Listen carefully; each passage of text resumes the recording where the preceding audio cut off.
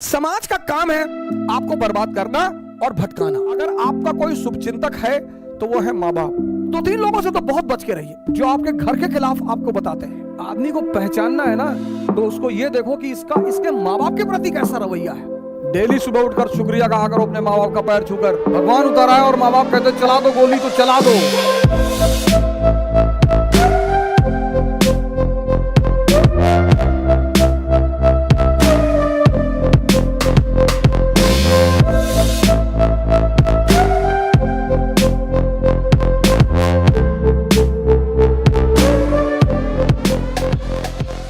समाज का काम है आपको बर्बाद करना और भटकाना।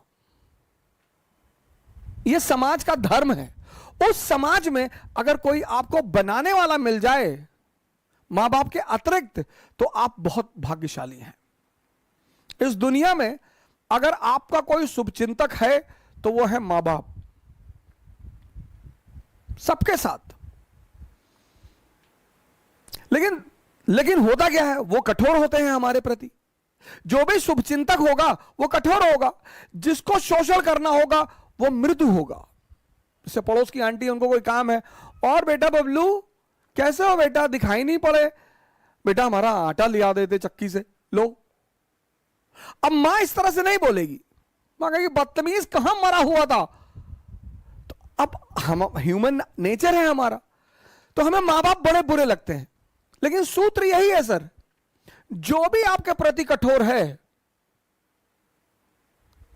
वो आपका भला सोचता है, और जो भी आपके प्रति मृदु है, अच्छा बोलता है, आपकी सिर्फ तारीफ करता है, वो आपके शोषण के फिराक में है।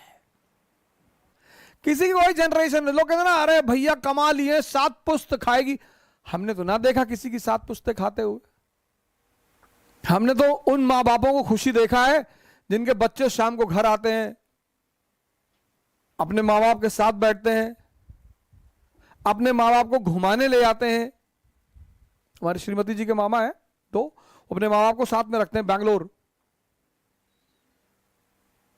उनके मां बाप से ज्यादा धनी आदमी कौन है सर इस संसार में, जिसकी बुजुर्गियत में बच्चे मोहब्बत करें।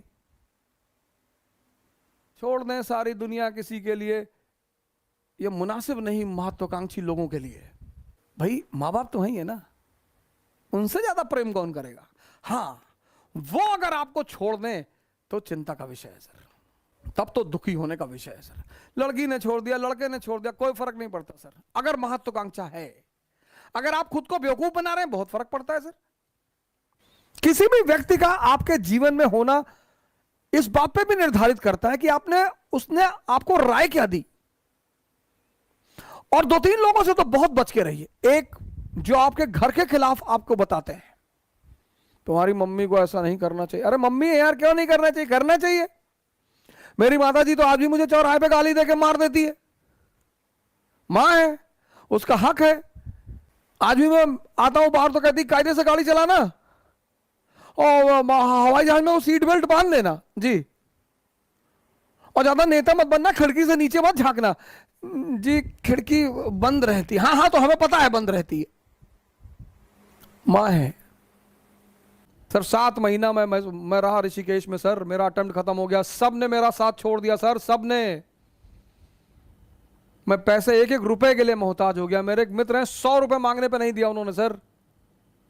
लेकिन मेरे पिताजी आते थे ऋषिकेश, मुझे पैसा दे देते। मैं उनसे कहता था मैं अब कुछ करूंगा नहीं, मैं पैसा कमाऊंगा, तुम्हारी बुढ़ापे की गारंटी बनूंगा, मैं कुछ नहीं करूंगा। तो बोले यार हम तुमसे कुछ कहते हैं, लेकिन जब तक मैं जिंदा हूं तब तक मैं आकर तुमको पैसा देता रहूंगा। और सर 7 महीने आते रहे वो ऋषिकेश और मुझे पैसा देते रहे सर। और कभी कभी तो लोगों को भेजते थे मुझसे मिलने के लिए कि जाओ ऐसे कहते ना, घूमने आए थे कुछ पैसा दे आना। ये होते हैं माँ बाप। और आज मैं जहां भी हूं, सबसे अहम भूमिका उनकी है सर। श्री माता प्रसाद ओझा पोस्ट ऑफिस में पोस्ट मास्टर रहे, पोस्ट मास्टर से रिटायर हुए वो। और मैं जहां भी हूं सर, जहां भी, वो उन्हीं की देन है। मतलब पहली जो नींव रखी है वो उन्होंने ही रखी है। हमारा प्रिंसिपल परेशान रहता था कि यार तुम्हारा बाप तुमको कुछ कहता ही नहीं, कहते ही नहीं थे सर। प्रिंसिपल के सामने डांट देते थे, जैसे अगर कोई बात होती थी बुलाते थे प्रिंसिपल तो उनके सामने डांट देते थे, बदतमीजी करते हो स्कूल में, नालायक कहेंगे, भागो यहाँ से। फिर कहते थे लड़का है साहब, फिर बाहर निकल के हमसे कहते थे कि पागल है तुम्हारा प्रिंसिपल। तो एक बार क्या हुआ कि फादर प्रिंसिपल ने कहा कि यार इसके बाप को इतनी हम शिकायत करते हैं, ये सुधरता ही नहीं। तो लोगों ने कहा सर आप गलत आदमी को शिकायत करते हो, आप इसकी माँ को बुलाओ सर। तो उन्होंने हमारी माँ को बुलाया, माता जी ने ऑफिस में ही मारना शुरू कर दिया। तो प्रिंसिपल को लगा कि हाँ हाँ यार पहले हम गलत आदमी को बुला रहे थे। वो माँ बाप तो कभी गलत नहीं होते, और जो माँ बाप की बात नहीं मानते वो शैतान है, शैतान। लेकिन हाँ कभी कभी ऐसा होता है कि माँ बाप हमें समझ नहीं पाते, तो लड़ने की क्या जरूरत है सर? माँ बाप से नहीं लड़ा जा सकता सर, कभी नहीं लड़ा जा सकता। माँ बाप से तो कभी लड़ा ही नहीं जा सकता सर, कभी नहीं। कुछ भी हो जाए, भगवान उतर आए और माँ बाप कहते चला दो गोली तो चला दो, फिर इफ एंड बट की जरूरत ही नहीं। यह स्थिति है माँ बाप की। आदमी को पहचानना है ना, तो उसको यह देखो कि इसके माँ बाप के प्रति कैसा रवैया है। अगर वो अपने माँ बाप को भगवान मानता है तो आपके प्रति ईमानदार रहेगा सर, हमेशा।